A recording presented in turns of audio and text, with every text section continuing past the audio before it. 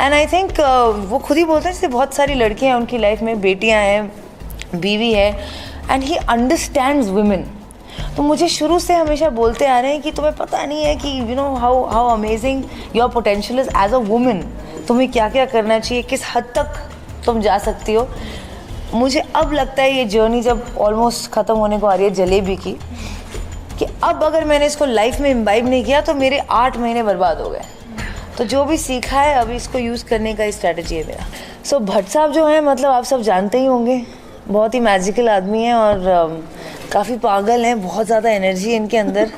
मतलब हमें शर्मिंदा कर देते हैं। हम शूट वूट पे जाते थे, 14 घंटे के शूट के बाद मैं घर आके लमलेट फ़ोन उठाया, आलिया भट्ट का इंस्टा स्टोरी देखा, वहाँ भट्ट साहब जो हैं आलिया की बिल्ली के पीछे भाग रहे थे। मैंने कहा ये वही आदमी है, क्या क्या करवाती है देखो।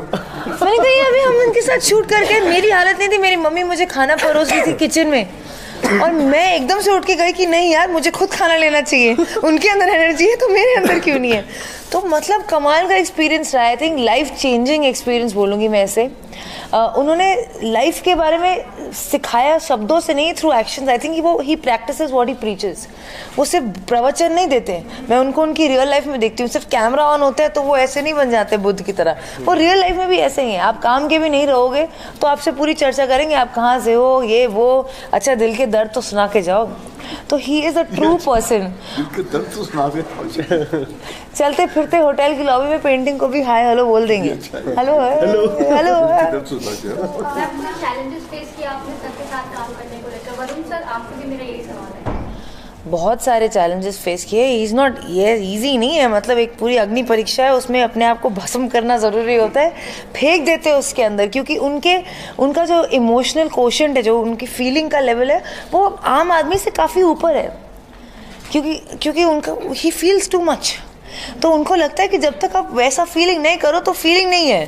तो मैं पूरा मतलब हार्ट ब्रेक ला के इंटेंस सीन करती थी, बोलते थे कि क्या है ये, फिर आते थे कुछ करते थे, कुछ अलग अलग, कुछ अजीब सी बात कर जाते थे, या कहीं कुर्सी पे बैठ के ज़मीन पे गिर जाते थे कि मैं तुम्हें ज़मीन पे बैठने के लिए बोल रहा हूँ, तुम कुर्सी पे बैठ रही हो, और मुझे तो शॉर्ट में कुर्सी पे बैठना है। मैं भी सोच रही हूँ कि करना क्या है। फिर समझ आया, ओ ही मीन्स कुर्सी पे बैठते हुए ज़मीन पे बैठो। ओ तो ये सारी बातें ना कोई आपको समझाता नहीं है इंडस्ट्री में और इंडस्ट्री के बाहर भी। एंड आई थिंक वो खुद ही बोलते हैं जैसे बहुत सारी लड़कियां हैं उनकी लाइफ में, बेटियां हैं, बीवी है, एंड ही अंडरस्टैंड्स वुमेन। तो मुझे शुरू से हमेशा बोलते आ रहे हैं कि तुम्हें पता नहीं है कि you know how amazing your potential is as a women, तुम्हें क्या क्या करना चाहिए, किस हद तक तुम जा सकती हो।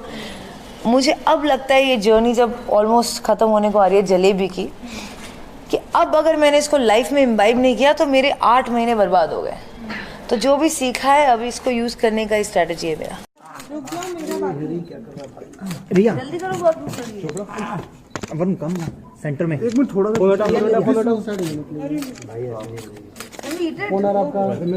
रिया वरुण थोड़ा सा आ गया कि तीनों वेरी